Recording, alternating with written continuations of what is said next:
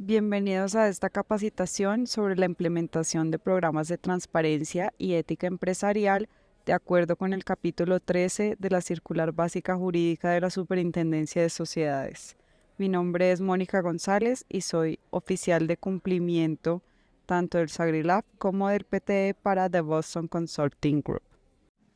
¿Cuáles son los objetivos de la capacitación? Los objetivos son conocer las funciones y responsabilidades de los órganos y los individuos que participan en la gestión del programa de transparencia y ética empresarial, entender cuáles son los conceptos, el contexto normativo que rige el programa y comprender cómo se gestiona y administra el riesgo de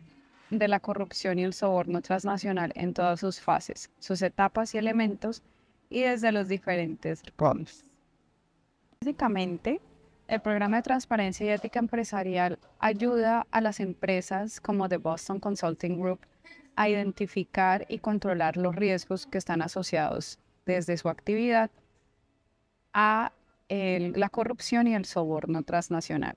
Para ello, tenemos tres actores principales y digamos dos subsidiarios que nos pueden ayudar en esta compañía a implementarlo de manera adecuada y a llevarlo en marcha. Lo primero es la junta directiva, que es el máximo órgano, digamos, a cargo de este programa de transparencia y ética empresarial y tiene unas funciones específicas, que es aprobar las políticas y los procedimientos del PTE, designar al oficial de cumplimiento verificando que tenga su capacidad y disponibilidad, se debe pronunciar sobre los informes que el oficial presente, debe establecer criterios para vinculación de contrapartes y unos límites, y constatar el cumplimiento de las obligaciones del oficial de cumplimiento y del representante legal. Por su parte, el representante legal debe presentar a la junta directiva una propuesta que se tiene que elaborar de la mano con el oficial de cumplimiento, evaluación de los riesgos de corrupción y soborno transnacional, asignar los recursos determinados por la junta directiva y apoyar al oficial de cumplimiento en todo lo que el oficial le solicite. También debe verificar que el oficial de cumplimiento cuente con la disponibilidad y la capacidad. El oficial de cumplimiento, por su parte, debe velar por el cumplimiento efectivo, eficiente y oportuno del PTE, debe realizar informes cada 6 meses, promover la adopción de correctivos, coordinar programas internos de capacitación, evaluar los informes de los órganos de control, certificar ante la Superintendencia de Sociedades cualquier tipo de requerimiento, realizar la gestión del archivo documental y diseñar la metodología y realizar la evaluación del riesgo. Existe, si la empresa, como en este caso, sí tiene revisoría fiscal, tiene un deber legal que es denunciar los actos de corrupción cuando sea que se le presente. Y pasando al tema de las sanciones por incumplimiento, pues la normativa establece las sanciones que la superintendencia generalmente otorga en sus facultades de jurisdicción de la parte administrativa, que es hasta 200 salarios mínimos. Pueden poner multas por no acatar o no cumplir con estas directrices.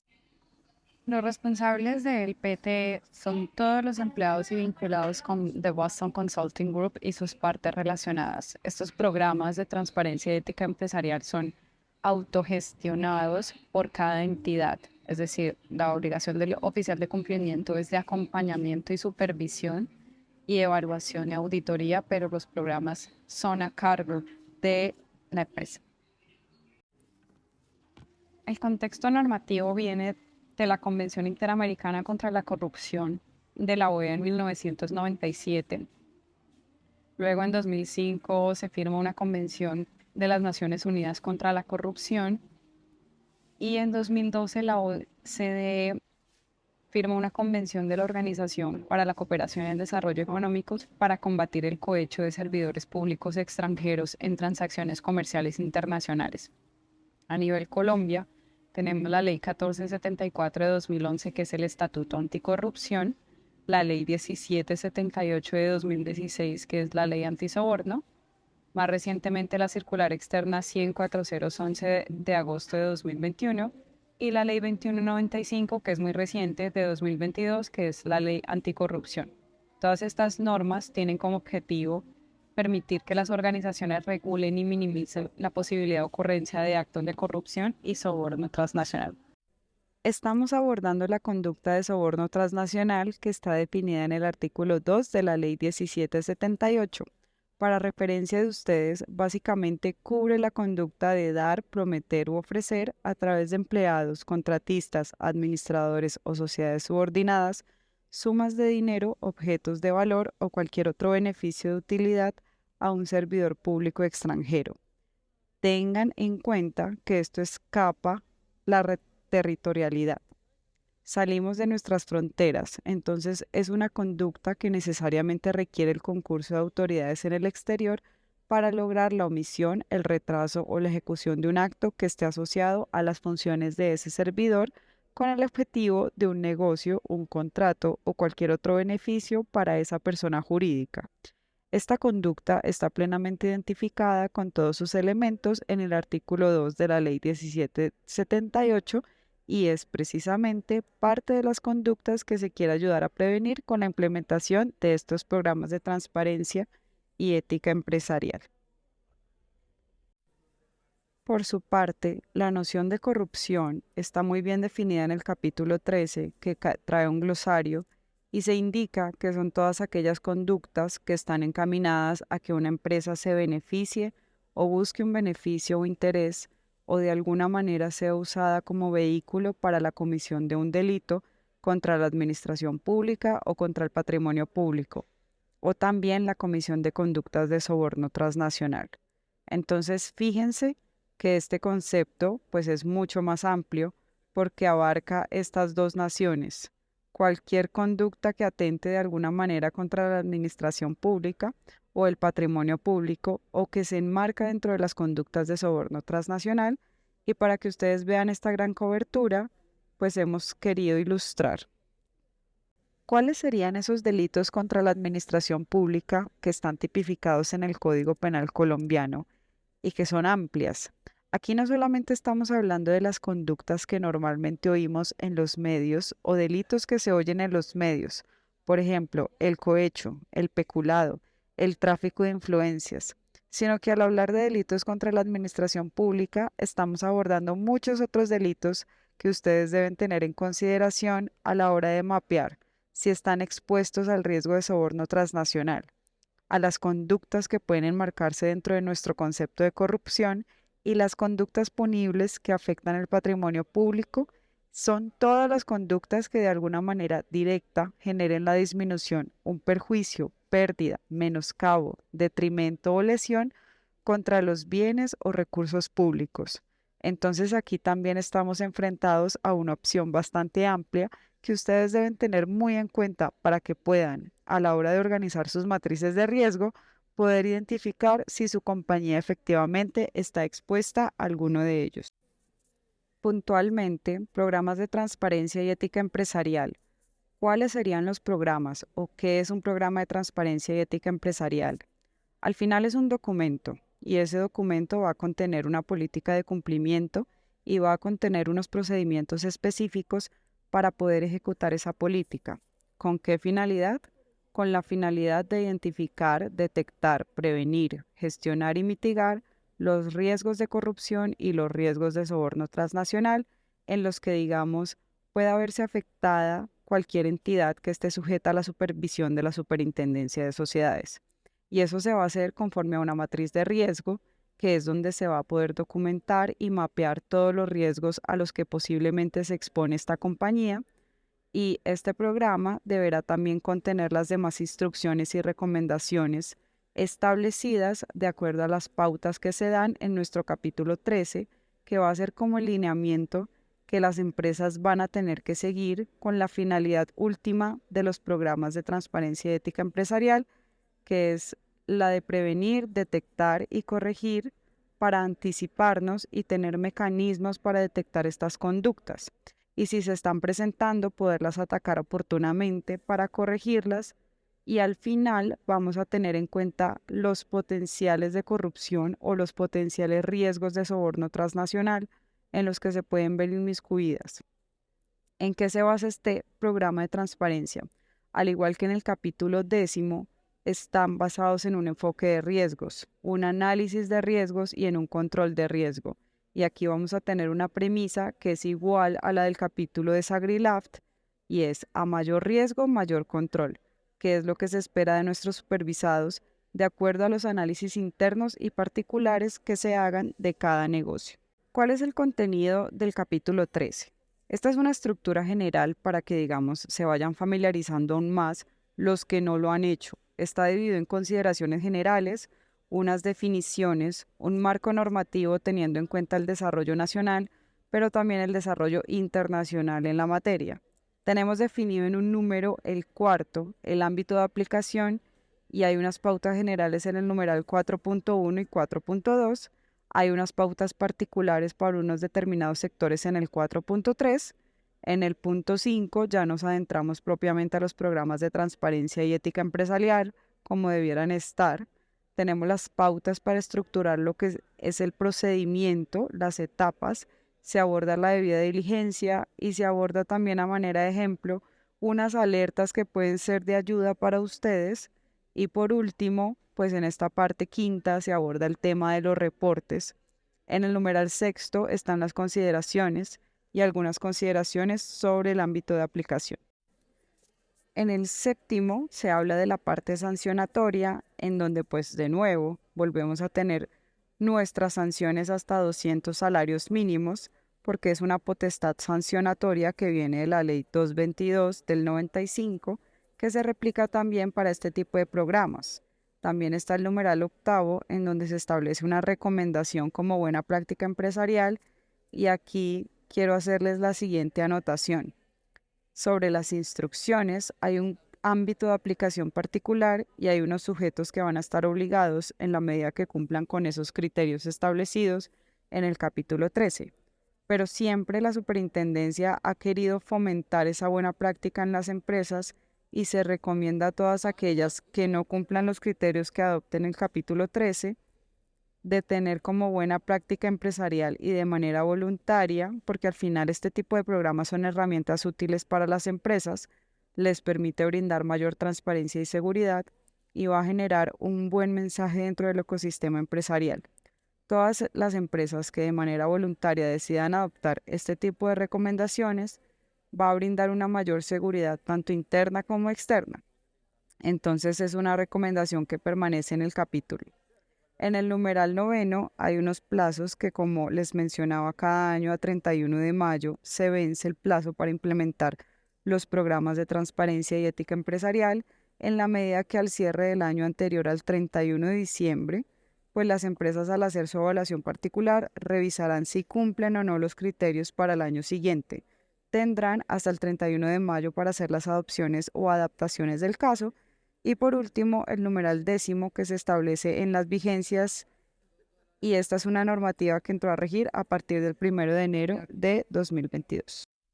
El numeral 4.1 dispone unos lineamientos en donde se dice que todas las sociedades vigiladas por parte de la superintendencia, sin importar la actividad económica que realice,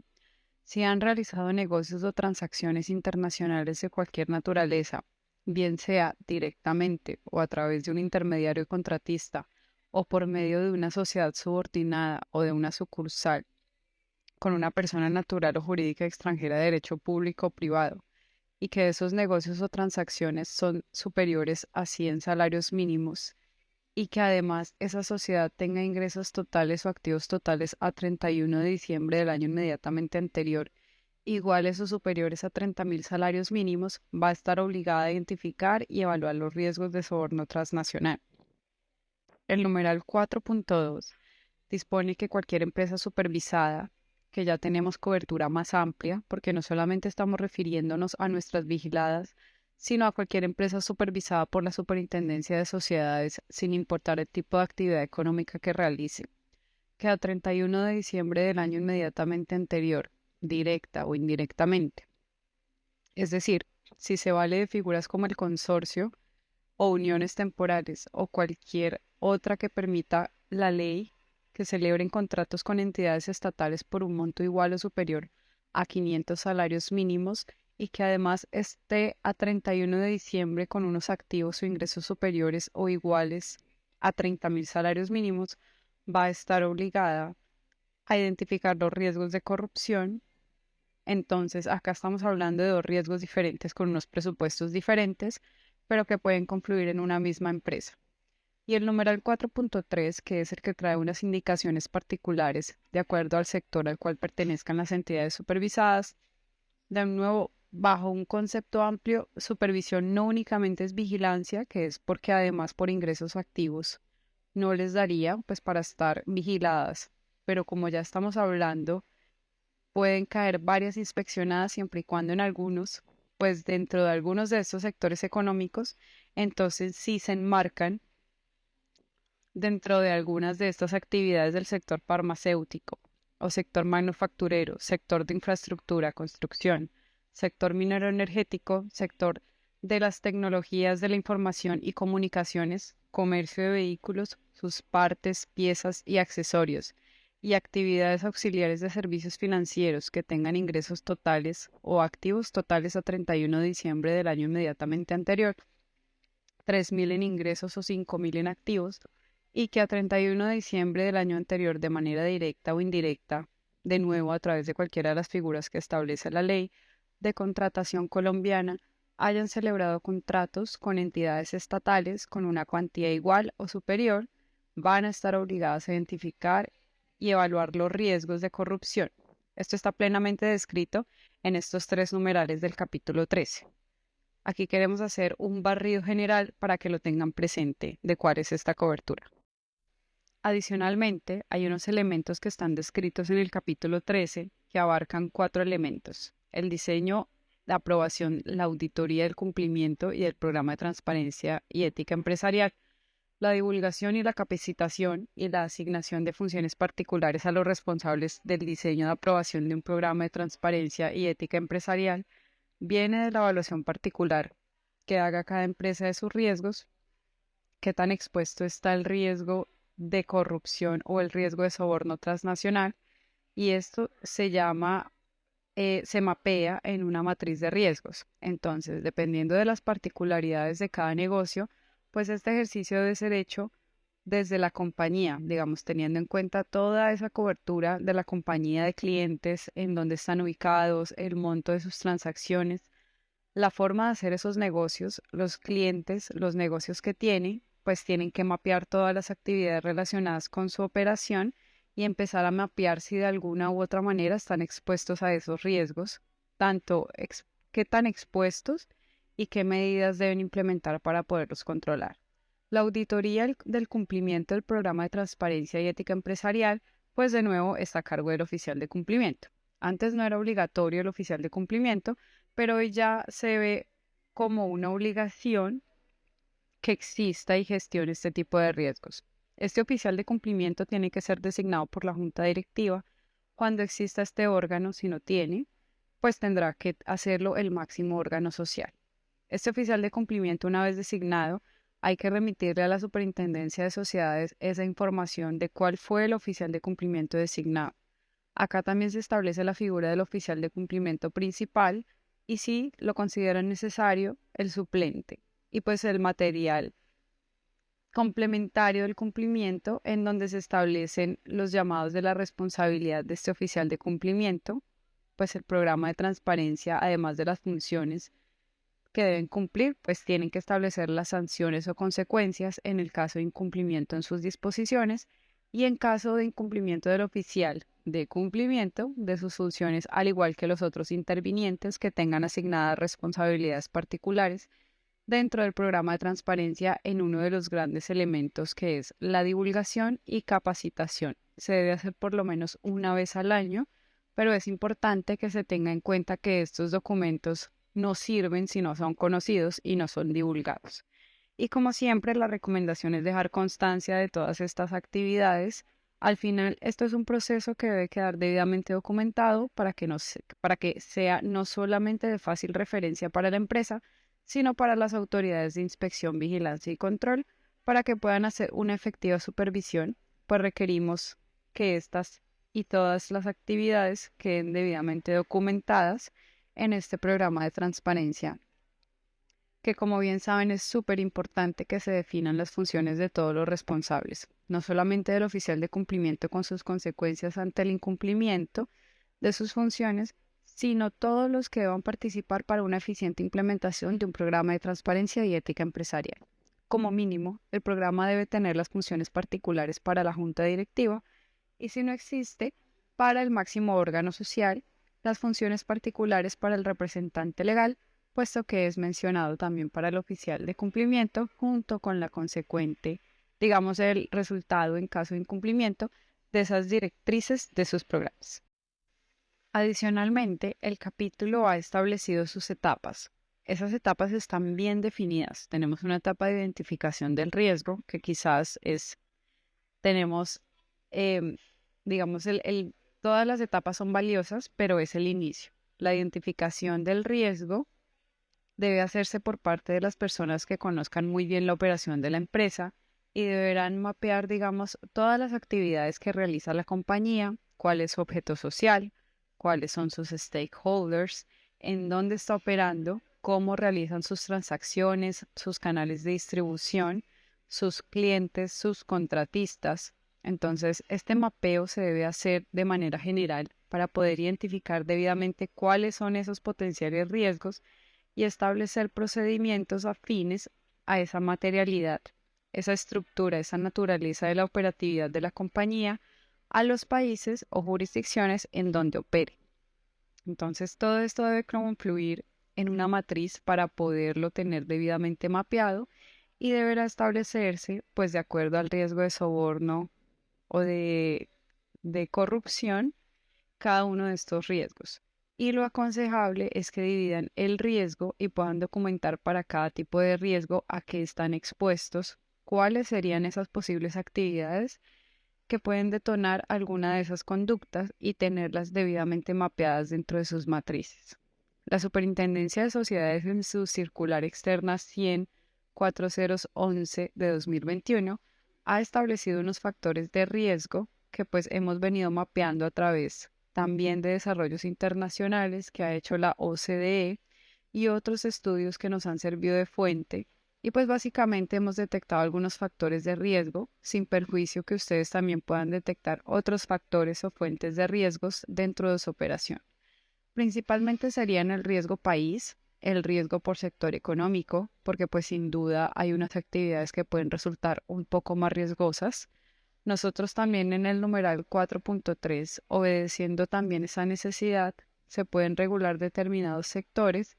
pues viendo ese riesgo particular que ha venido detectándose en esas actividades económicas, pues tenemos acá también mapeado el riesgo por sector económico. Y por eso tenemos establecidas unas pautas particulares para determinados sectores, como lo vimos en el anterior diapositiva. El riesgo de terceros, y pues puede haber otro tipo de riesgos. En el capítulo 3 se mapearon algunos, sin perjuicio de que cada empresa pueda mapear otros, pero estos son como los principales que se han venido detectando.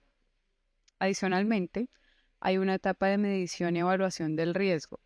Al final, cuando la superintendencia vaya a supervisar qué está haciendo cada empresa, pues van a medir cuáles fueron los riesgos que se mapearon y cuáles fueron esas medidas que se implementaron para mitigar o atenuar esos riesgos de corrupción o de soborno transnacional. Tienen que ser medidas efectivas y eficaces para poder detener o mitigar de alguna forma esos riesgos. No existen programas de transparencia en ética empresarial que cumplan en un 100% los riesgos, que cubran, pero sí van a permitir que una empresa esté mejor posicionada y pueda afrontar de una mejor manera el riesgo de corrupción y el riesgo de soborno transnacional, si los tienen debidamente identificados y se han adoptado las medidas para poder atenuar y mitigar esos riesgos. También tengan en cuenta pues que los riesgos mutan, al igual que una empresa. Entonces es muy importante estar atento a esa evolución del riesgo y pues que van muy de la mano a cómo está operando la compañía.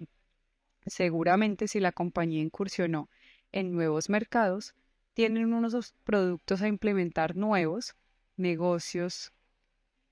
pues la medición y la evaluación del riesgo tiene que variar y debe actualizarse. Entonces, esa evolución del riesgo y de los sistemas de prevención,